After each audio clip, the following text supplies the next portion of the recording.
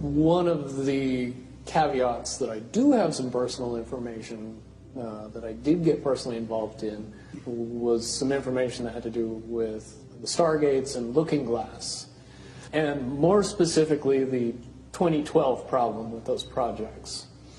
The popular opinion of what's out there right now is that the project was shut down because there was a problem when we approached 2012.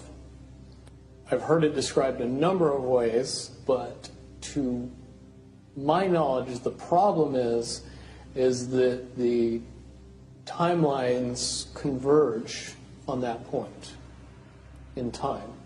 And when you know enough about the Stargate projects and the Looking Glass project to know how string theory works and how the possibility of possibilities works and how making one choice over here doesn't necessarily mean that the other choice couldn't exist at the same time.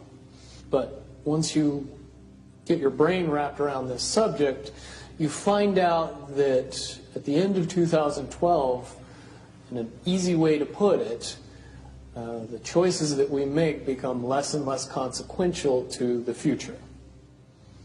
And eventually we're pushed into this bottleneck of time, no matter which choice we make. And that's important to the people that had access to Looking Glass because they would use Looking Glass knowing the choices that they would make and the future would pop up. The big mistake was coming up with the possibility of future.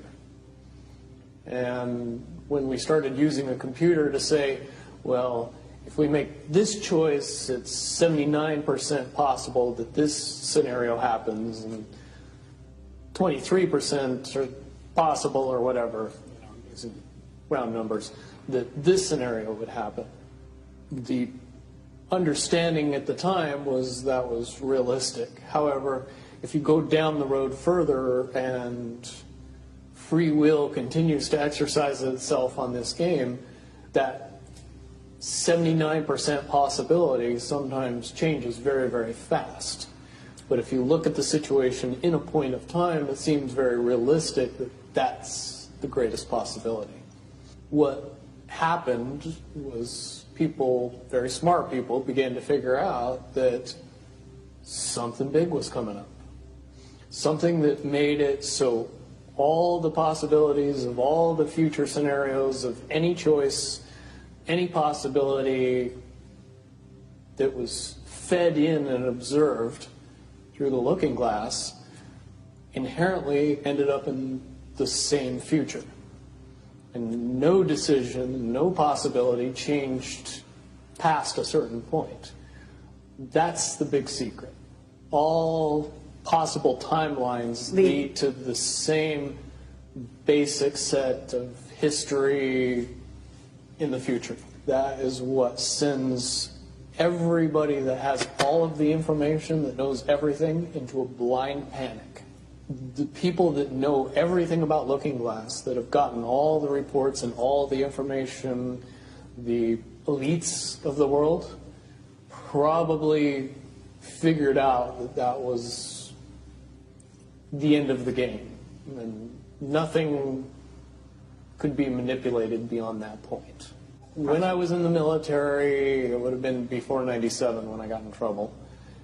One of my particular areas that I was amazingly intuitive about is problem solving / mission planning, or more specifically, taking a bad mission and fixing it.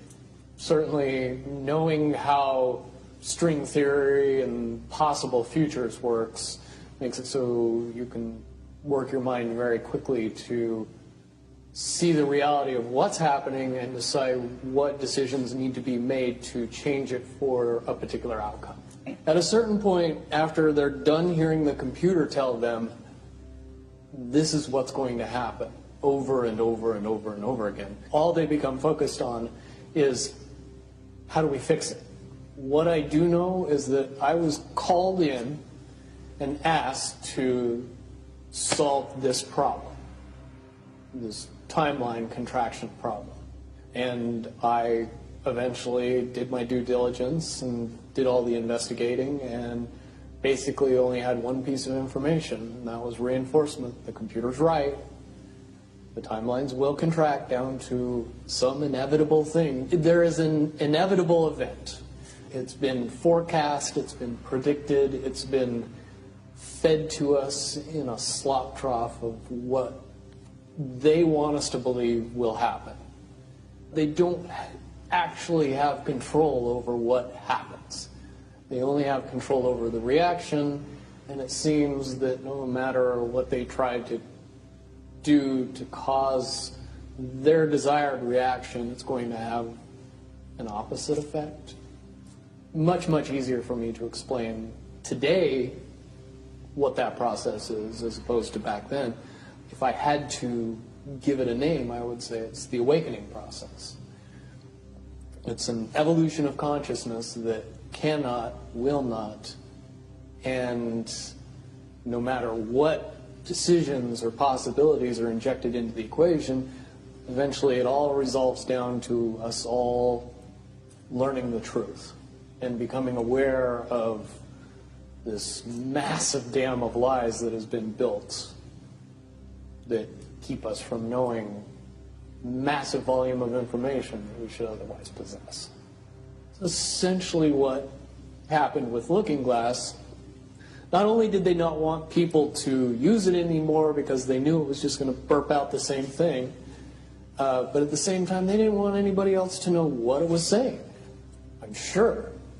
Because that information was a monumental concern when I was in the military about how to prevent this inevitability. Now, at first I thought it was end of the world. Now I see end of the world as end of their world. The biggest cherry on top of all this conversation would be a synopsis to say that if I could convince everybody out there that for all intents and purposes, what we believe to be true eventually becomes true. If somebody convinces us that a major disaster is going to happen in the very near future, a major disaster happens in the very near future. If we don't buy into that fear and accept that there's really nothing that we know is going to happen, and accept of whatever happens, that makes the convergence of the timelines happen as naturally as possible. Any attempts to try to go away from this one inevitable conclusion, I again see as a new beginning, an end of this reality, the beginning of something that we can't even possibly understand based on the level of our beliefs currently. But when all that information comes flooding out, there's going to be no denying what's true and what's a lie or what's illusion. Basically what we're experiencing right now is two master chess players sitting at the board. And one of them looks down at the board and sees that he's in checkmate in 7 moves. And he looks across at his opponent, and he knows that his opponent sees it too. So there's no getting out of it. So at this point, the loser can only prolong the game. Both players know the game is over. It's only a matter of time before he does this, and then you're forced to do this, and then he's forced to do this, and eventually checkmate. We, as a race, if we could understand that the game is over, that based on the rules of the game, the bad guys have already lost, the good guys have already won. Yes, there's moves left on the table, but those moves are being forced by the player that is going to win. The only way that checkmate can't happen is if the player that's winning makes a mistake. But from all of the information that I've gathered, all of the information that's been given, all of the information that's been vetted to me, it seems pretty obvious that the good guy player on the side of the chessboard knows exactly what has to be done to win the game. And so at this point, any mistake would be all but impossible. But again, you really have to understand the game to know that the guy that's losing is lost. And I'm sure most people sitting watching a chess match between two advanced chess players know the game's over long after the two players know it's over.